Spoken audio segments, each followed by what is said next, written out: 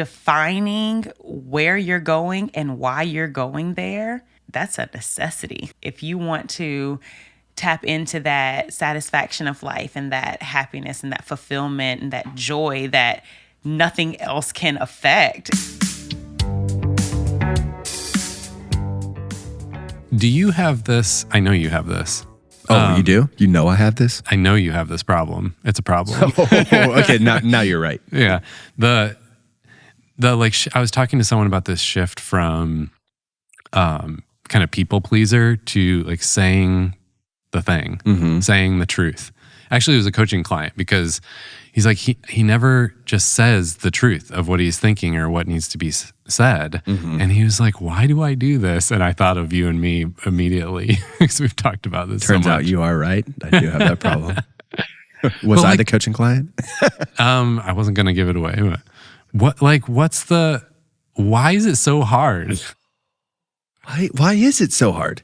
Like if you play it out in your mind, it's never as big of a deal as you think it will be. Right. So if I play it out in my mind, it's fine. But there's some like core people pleaser thing that I don't want to make someone feel uncomfortable. Yeah. I think so it doesn't make sense when I say it out loud. So I don't know why it exists. Right. Yeah. And then you live with all this tension afterwards that you didn't actually say the thing. And then the regret of saying anything and the regret of not saying it because you're trying to be a people pleaser. Yeah. Well, was this us talking about, I think it was on another podcast, they'd interviewed Rick Rubin, and they were talking about how cool it was that he just said the thing. And it was not judgment, it wasn't mad, it wasn't laced with any of these emotions. It was just him saying the truth that he was thinking or feeling. And he walked in the room and it was a little too cold for him. And he said, it's kind of cold. Can you like turn the heat up? And then they had this whole thing about, like, that was amazing that he just named the thing. I would never be able to just say, like, I'm cold. But then it's also fascinating that he wasn't, if they had responded like, no, actually we like the temp this way, so we're going to keep it like that. He'd be like, okay, cool. Yeah, it wasn't confrontational. He wasn't going to be mad about that, but it wasn't that he needed the change to happen. He was just simply stating the truth of how he felt in the moment, no strings attached, and how refreshing. How amazing that is. How refreshing. Yeah. And how refreshing too if you could also say like, no, actually I like this temperature. Yeah, no, this works for me actually. This is good. It's ridiculous. Like, why is it so hard? But it is for people like me. Yeah. You're the problem. Only me. It's you. Yeah. We have Britnie back on the podcast today. The greenhouse coach. Britnie McDonald, if you haven't heard, she's been on the pod. You can check her out on the website. She is an awesome coach and just a really interesting person in terms of how she does life and work in general. So that's kind of the topic today, how she approaches that. I love how Britnie actually lives it out. And so it's interesting to hear the ways how that looks for her. But the reason I love conversations with Britnie is she is a very positive person, but also a very kind of optimistic, trying to live life to the full person. And I think we need more of that in the world. And she doesn't just say those things, like she actually lives them out. So it's really energizing to hear from her. And it was cool too, because yes, she is more predisposed to being optimistic and all these things, but she talks some in the podcast about the things that she does that allows her to be that person throughout the week, which is cool. Because I think often people are like, that's you, I'm not that. I can't have any elements of that in my life. Or honestly, there are a lot of those like optimistic, positive people who then don't do much with it. It's kind of all talk. And Britnie's like, no, she lives it, and she is practical. It's funny because you could just meet her and think she's all kind of just like sunshine and fluff, and it's like, no, she's actually really, like when you get down to the tactics of it with her, she knows what she's doing, and she's got like plans and approaches, and she's practical about it. So yeah, it's refreshing, that combination of living life to the full with practical daily life from someone who's got a big family, a lot of stuff going on, and knows the realities of day-to-day life. What's your day like? Today? Yeah. This morning, I got up at 4:25. That face. You know what? A lot of people give me that face. But I have been getting back into the routine of working out super early. So I rejoined. All right, we're done. I do not like these Burn people. Boot Camp, and I go to the 5 a.m. workout, and I am slightly addicted to Brittany, it. you're just making all of us look bad. No, you don't look bad. You maximize a different part of the day. But so got up at 4:25, and today was different because after my 5 a.m. class, I then taught a 6:30 Zumba.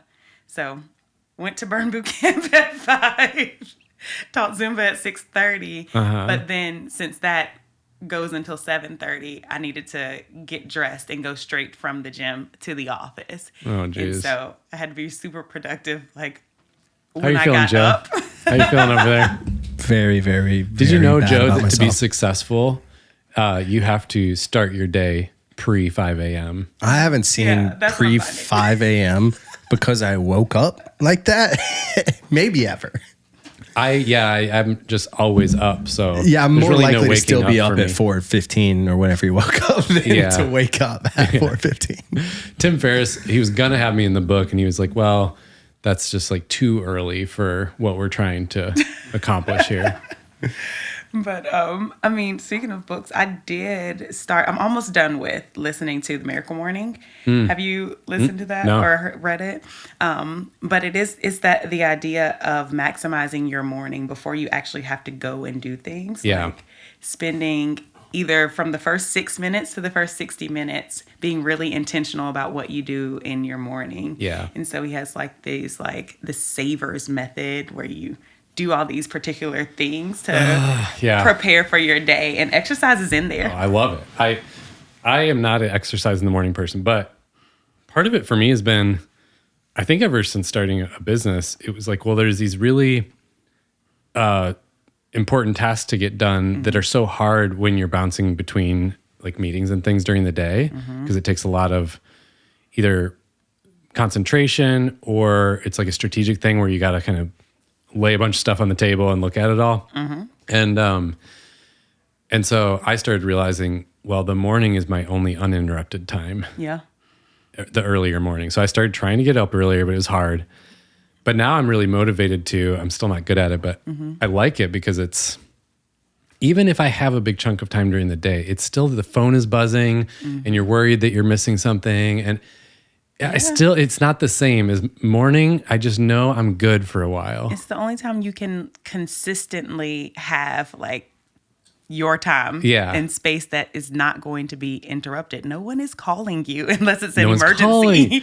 No Or, one's like, at calling the- you. No one's texting you. Yeah. Like, Because even at usually the night, I kids was are like, still asleep. at night was my time for that. But then it started, well, something would pop up or you'd hang out with somebody or Yeah. you were too tired. And it's just like, it wasn't inconsistent. Yeah. Yeah. And so I am an advocate for get up early. Do it. Why are you Do get it. out of the studio? This is so annoying. Okay. Then tell me, what does their typical day look like? And So- are they different, like given the day of the week? The only morning that's different, and throughout the day can vary, but the only morning that is different as far as a weekday is going to be Thursdays. And that's because I do 2 workouts versus 1. Okay. But I get up at 4:30. I'm out of the house by 4:42. And What is this? do I my didn't- 5 a.m. workout. It's great because it is Can we exactly put up a 45 graphic minutes. for this? We're going to do a side by side of my morning routine. 4:42. Joe's still asleep. Here's the thing. I had just already gotten ahead of my day and was already asleep for the next day. See? by the time you 42. got up. It's all about how you prioritize. It's all perspective. It's in your perspective. 10:42. Joe's still asleep. Still asleep. Brittany has completed her day.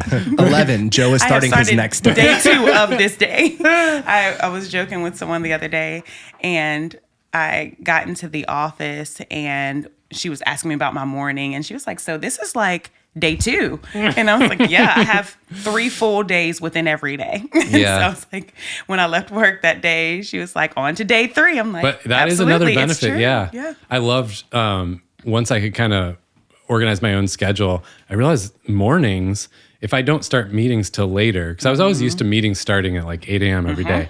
If I don't start any meetings ever till like 10 o'clock, I could get a day's worth of stuff or sometimes a whole week's worth of stuff done in one day, Absolutely. one morning. And I mean, it's hard to keep that up over time, but yeah, it's now at this point, I can only get the important stuff done in the morning. Yeah. I mean, I feel like my concentration, my brain capacity, all of it is better in the morning. And so got to get it done. Yeah. Okay. So wait, go back to what's a day in the life like? Yeah. So once my workout will finish at 5:45, I am back home by like 6:10. And then I usually take about 20 to 30 minutes to just have like downtime for myself, whether it's reading a devotional or thinking through my day, looking at my calendar, having another cup of coffee on top of the Celsius I already had. But my kids get up at 6:30, 6:35-ish. Get them on the bus. Their bus comes super early. And so that's part of it too, needing to be up before everyone else is up in the house so that I can be ready to receive them versus kind of just going with the flow once they wake me up. But get them on the bus and then I get ready for work and I am out the door around 8:10. And then I'm in the office, and that can vary as far as what that looks like because I may be, I may have to leave the office again for a client meeting, or I may be in the office for team meetings, or I might be making calls to prospect new businesses. So that can vary, which is helpful for me because I am very extroverted, but also I need things to kind of shift. I need a variety of things because I get bored very easily. And so I like that there's within the consistency, there are inconsistencies that are helpful for me to stay focused and really maximize the time. Well, that's what's interesting to me about the morning routine you have. Because, I wouldn't guess that on the surface. But I get it. I guess I'm similar in that way. I love variety, but I'm valuing isn't the right word. It's like I'm enjoying the morning consistency more and more. Yeah, I think as I get older and as I realize the benefits to what I do in the morning. So if I just got up at 4:30, but I, didn't do something that actually made me feel good, then I think I would look at it a little bit differently. But because of what I'm doing and how it makes me feel, I think I really value that time. Yeah. And when there are mornings that I deviate from that or don't do my workout and get up at the same time, I feel it my whole day. My whole day feels off. I feel anxious. I feel like I just can't get it together. I feel like I'm like missing something, even though nothing is necessarily going on. My brain is not working at the capacity that it can. I straight up. It is interesting, but amazing how different my disposition is when I don't stick to that same routine. Yeah. It's funny. I've been realizing, because same way, I love variety. I love traveling. I love all these things. But I'm a routine person too. And it's really interesting starting to realize that. It's like with everything you're saying, it's like if I don't get to the gym at 7:15 or these other things, it's like everything's thrown off and I'm not able to enjoy the spontaneity or adventure or anything. And everything just kind of starts to unravel without it. Yeah. I straight up just get mad at my family in the morning. If any of them come down and interrupt, and it's because I've started that morning time too late. But I'm always trying to do like a focused, important work thing right when, like my daughter walks in and she just wants to give me a hug. And I'm like mad at her. Get out of here. I get it. I get it. And ruining my flow. That's exactly how it used to be because I'm like, I'm trying to get this done. Like, why are you being a regular person and wanting to do regular people things? Yeah. Like, not yet, but being able to do what I need to do and be done with that before anyone else needs me. I can take care of what I need from me. Yeah. And it makes a world of difference. Yeah. Yeah. Versus I know a lot of people have this, for a long time had the dynamic where it's like, no, work, air quotes, is like, is kind of going to meetings and all the stuff during the day, the busy work. And then you get the real stuff done at night in your leftovers. And so, yeah, you never felt ahead or on top of things or in a good position. Yeah. I don't think I could ever go back to that. Yeah. I don't think so at all. It just, that I realized that operating in that way, I was not getting what I really could out of life. Yeah. It was like, I am missing out and really wasting time. Yeah. What do you, I don't know if this is a hard question, but what are some of the goals or priorities for you in life right now? What's important to you? What are you trying to, I don't know, what are you focused on or excited about? Yeah. So I am excited about a lot of different things as far as just our family. I mean, of course, we have 4 girls and they are all in activities, or the older 2 are in more activities and the younger 2 are about to start activities. And so really being able to give them the opportunities to, seize the day, do the things, go and experience. And I want to cultivate that for them. And so a lot of the things that I do as far as work is trying to create opportunity for the girls. And so it gets me really excited to see them excited about things. Yeah. Briella, my second oldest, she's really good at gymnastics and she's really, really passionate about it. And so I want to make sure that I do what I can to be able to create that opportunity for her. Yeah. And the same with the other girls as they are growing and developing. That really gets me excited to see them want to experience the world and want to try new things. And I want to be able to give them those opportunities that I may not have had growing up. Like, how have you approached work in order to do that? Yeah. So I think a big part of that is I am willing to sacrifice what I may desire as far as what work looks like right now for a temporary amount of time so that I can help to get us in a place that we can provide in the way that we want to. Yeah. And so having a traditional job added into the plethora of things that I do, but having a traditional, go into the office and, work every day and do some things that are, going to be recurring throughout the week. Having that sort of position is not the ultimate goal, but I know that for us to get to where we need to be, I need to add that in for a little while because it's going to add a level of consistency. We were talking about consistency, but it's going to add a level of consistency within finances that allow us to create opportunity later. Yeah. And so I'm willing to make those sacrifices. And that's a big part of it. I'm also willing to try new things and add on additional opportunities as they come as well. Yeah. Because it really adds to the ability to make those things happen. Yeah. So, yeah. It's interesting. Me and Ashley were talking the other day about, because there's some things in building her business she hasn't had time to do. And she's on the hook for a lot of she has a very narrow window of time during the day where she can work, and it's usually filled with clients. And we were talking about how there's never time to get the other stuff done. Yeah. I mean, it was stuff like setting up email sequences and getting database things in place and all this stuff. It's like early stage business. And she said, well, I mean, I don't know when I'm ever going to be able to do this. And I said, well, I mean, let's step back and look bigger picture, because if those things are really important, maybe you can block off some time and not see clients. Yeah. And she was like, oh yeah. I mean, it's just when you're in the throes of it, you don't think about, you don't always think like, option. I could change this. Yeah. And money, same thing. Like we've had times where I think in the past, the idea was, oh, it's just always about getting more and more and more. And now we're in a place where we might kind of push and pull depending on what we want at that time in life or what we need to do.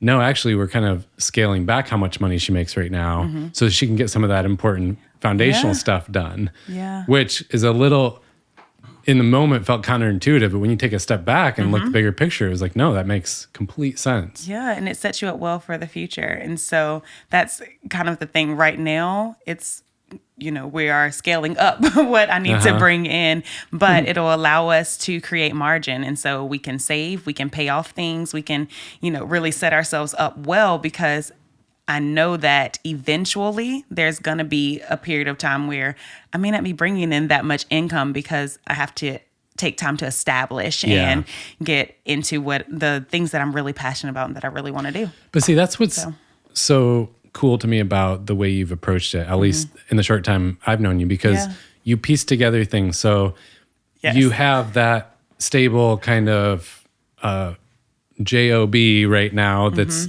the stable money piece you need and to enable those things for your kids.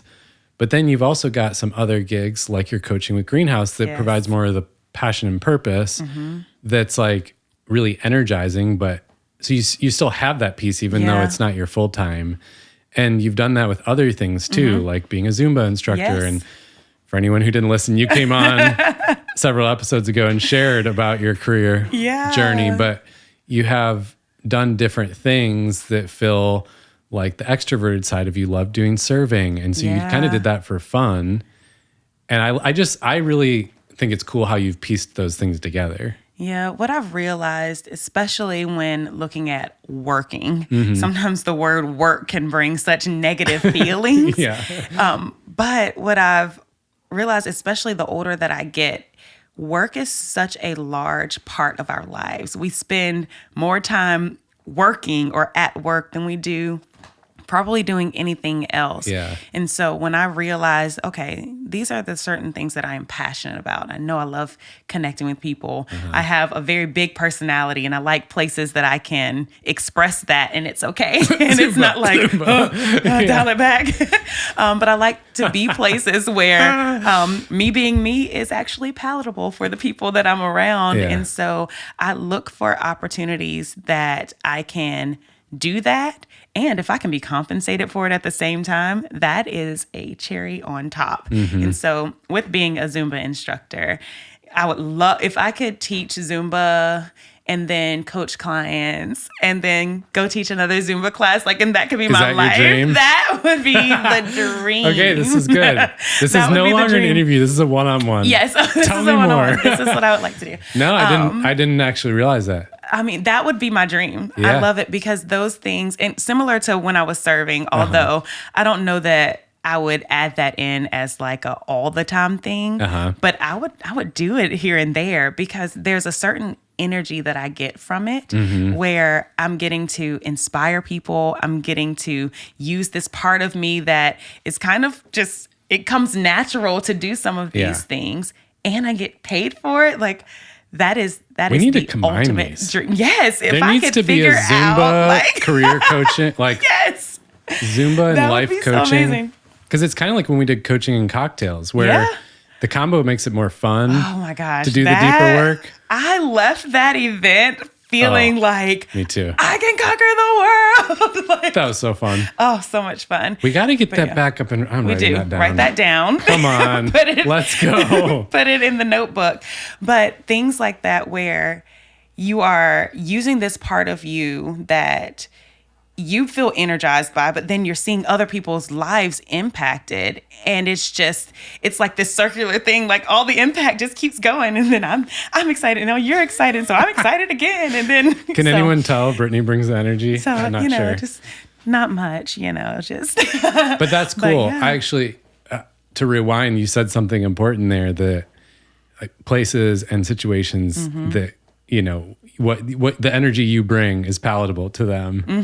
I think that is important because really that's you being you, and that there are a lot of work settings that would be like, okay, tone it down, or like you need to be more serious, right? And I've definitely been in those. So yeah, that's not it's not like, oh, that's not the right fit for you. It's like, well, then you can't actually bring to the table what you do best. Yeah, and then you leave those places feeling drained versus energized. And so when I was working in a position that gave me that type of like, I'm drained. Oh my gosh, I've like worked all day. I would get home and I am showing up as tired, frustrated. I don't want to be bothered. And that's the version of me that my family is getting. Yeah. When I leave from a coaching session, they are like, who is this? Like, weren't you just at work? My kids will literally ask like, weren't you didn't you say you were working? Yeah. I'm like, yeah. And let's go and do this. Like, it's just when what you are spending your time doing outside of home can energize you to keep going and do the things well at Yeah. home, it makes such a big difference. I couldn't agree more. Same happened for me when I started going entrepreneurial, and it was like, who are you? And it is like the best version of me, because even though that's a stressful thing to go do, I mean, that brought me alive. I was like, now I'm in my element. Before I had to suppress that, and that wasn't working. Yeah. And so the ones that you love can actually experience those best parts of you. When, previous positions that I've been in, I would give it, and it would take a lot of energy all day long. And I gave all that I had all day. And so by the time I got home, I didn't have anything left to give because there was nothing that was energizing me about those positions. Yeah. And so, having things now where I can go and I can give, but it's also giving back to me. I don't get home empty. Oh, I realized that about connecting at one point. Nothing energizes me more than meeting a new person, or even this, where like I'm learning new things about you. And I just love connecting with new people. Yeah. But that's not really a job. I mean, that's not... See, I didn't have any kind of sales type experiences like you've had where that was actually valuable. I was like, that's not a real job. And so it felt cop out or fake or something. And then I started realizing, no, this energizes me. I'm at my best. So I want to do, I don't know what it is, but I want to do more in my work life that gets me doing more of connecting with people. And especially once you realize that you enjoy that, and then you connect with other people and see how they're impacted. Yeah. It's like, oh, people need this and will pay for it. But I mean, it's so valuable because people don't often get, consistent interactions that are actually life-giving. Yeah. Because a lot of times they're having to have hard conversations and interact with people that are like, yeah, you're draining me. Yeah. And so to intentionally create that space for someone where they can feel empowered after a conversation with you, that's worth money. Isn't that interesting though, how being around it's infectious. Like it being around someone who's, someone said this the other day, a friend said, I'm going to botch how he said it. He's like, you're one of the people I know who's most like living day to day in what you were made to do, something like that, which of course was really meaningful, and I appreciated hearing that. But but my takeaway was more like how infectious it is to be around someone who's really in their sweet spot, who's, the fact that they're energizes you. That's just interesting to me. Yeah. But I mean, it makes such a difference. Like when you are walking in purpose, you are bringing a level of enjoyment, and someone sees that and they're like, I want that. I want what you have. And so it's almost like you become a magnet to people because they're like, what is that? How can I get more of that? And as you talk to them and interact, it literally like transfers, I feel like. Yeah. At least that's been my experience when I meet people who are, energizing and the way that I hope to be when I talk to other people. And you're right too, that it's what am I trying to say? It's rare. Like a lot of times people are saying wow, I don't get much of that. I want more of that. Or it's so rare that they feel energized in that way. Yeah. That's kind of sad. It is. It is. I don't know. I don't know why that's so rare for people. Yeah. I think it's not something that people are often intentional about, or that they prioritize, or that they know is possible. And so I feel like you have to seek out opportunities to like, okay, I know that I have all these draining things to do, but I have to find something that's life-giving for me so that I have an enjoyable version of me to bring to a situation. A lot of people are walking around after doing all of these things that they did because they had to and not because they wanted to. And that's how they are presenting to other people as well. But for you, for instance, when you're doing your job and it's something that you want to do that is energizing for you, how you're going to show up to even the stranger in CVS, like it's going to be different. That's how we met. I was like, wait, there's something going on with her. Yes. Because at the restaurant. Oh, yeah. You were like emanating that that joy in that, like, you were clearly really into what you were doing and cared about it and like were energized, and that came off big time. But even in that, I would show up and I would say, okay, who's ready to bring great experiences to people? And there would be a couple of people in particular that would literally say, Britnie, why are you so happy? Like, get out. Like, they would literally be like, oh, Britney's at work today. That means we have to, like, you're so happy. Because I was there because I wanted to be. I enjoyed it. I liked it. A lot of them were there because they felt like they had to be. Like, this is the only job that I can get right now. This is the only thing that I'm qualified for, or this is the only place that I have the option to work at. And so it was very much this, I have to be here. Yeah. And it changed their disposition. And so, but for me, I was like, well, because it can start to seep in and you start to actually believe, like, no, there isn't anything that energizes me. And I've been there before too. And I just don't think it's true. I think we all have something. Yeah. And we're all wired to have things that make us come alive. Like, no one, I always use the personalysis assessment. And one of the graphs, one of the boxes shows you what lights you up and gives you energy, like your purpose, your joy. And no one ever has just an empty box on that. Like, everyone has something, but I think we can start to believe, no, there's nothing that does that for me. Yeah. And then just kind of go with that. And I mean, I have a friend of mine who, different from me, numbers energize her. Yeah. Now she doesn't work in an accounting type job. She doesn't work with numbers at all. But what she will do is manage her friends' budgets on the side. Yeah. Because she's like, it's like a video game. And I'm like, ew. No, I vibe with do her. That because it energizes you. And because if what you are mainly doing, if that drains you, you got to find some way to tap into the things that are like, oh, that this brings me so much energy. And she's just like, it brings her so much joy. And she's like different when she's working with numbers. And I'm like, okay, girl, do your thing. That's funny.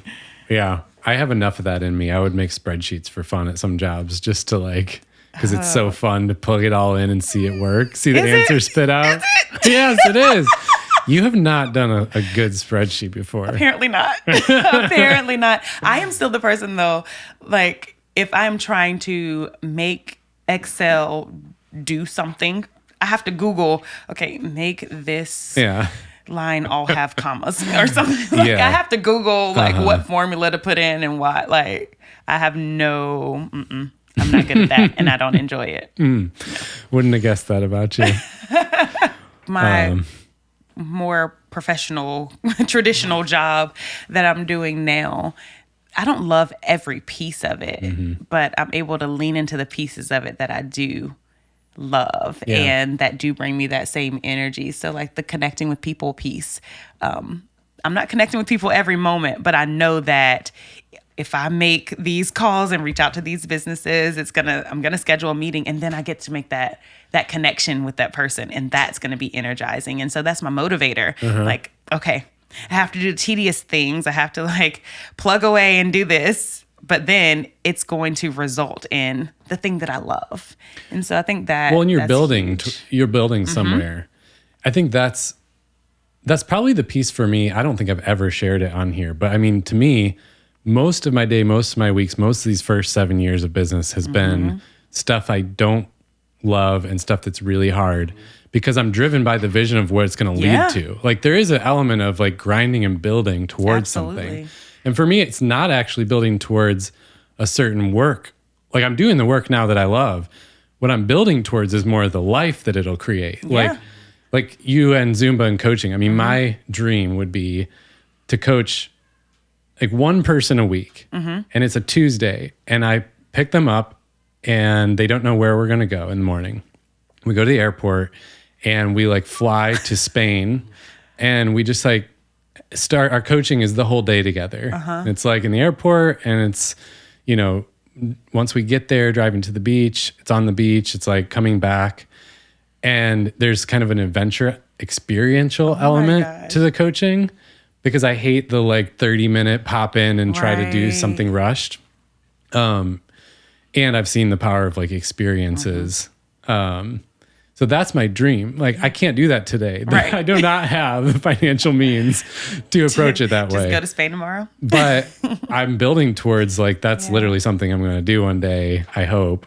And other things like I want to have a product team where we can just like take an idea like Shark Tank and give it to them and just let them build it. Yeah. And it's a fun, like it's something that really energizes me that I can't afford that today, but I'm building the business in a way that will be able to do that someday. Yeah. And that's the thing, having a vision, that is the main part of it. Like if you don't know where you're going or why you're working, if you don't have discover your why, but if you don't have that, everything it's going to seem pointless. You're going to find no motivation to keep doing the hard things, keep doing the frustrating things, the mundane things, all of that, because you don't know why you're doing it. You don't have a big picture that you're working towards. You don't have a goal that you're trying to reach, a vision for where your life is going. Yeah. And so a lot of times the people that you'll find that are just kind of going through life and they are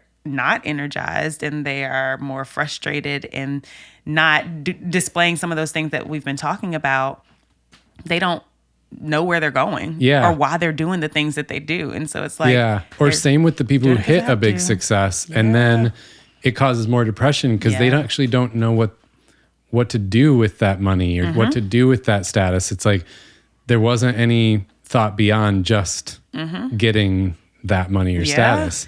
And so I think defining where you're going and why you're going there, I mean, that's a necessity. Yeah. Like, if you want to tap into that satisfaction of life and that happiness and that fulfillment and that joy that nothing else can affect, if you want to tap into that, you need to know why you're doing what you're doing. And you need to be convinced of that outside of anything else that anyone else says or does or whatever hurdles you have to face or things that come against you that try to keep you from that. Like you have to be so set on this is my goal, this is my vision, and this is why. Yeah. So that there aren't things that can push you off that path. I agree so much. I think we have this weird way of being very focused on what we're doing. It's almost like companies being focused on their mission. All they ever talk about is their mission. And that's like what you're doing every day. But if you don't know where you're trying to get to, what you're doing might be useless.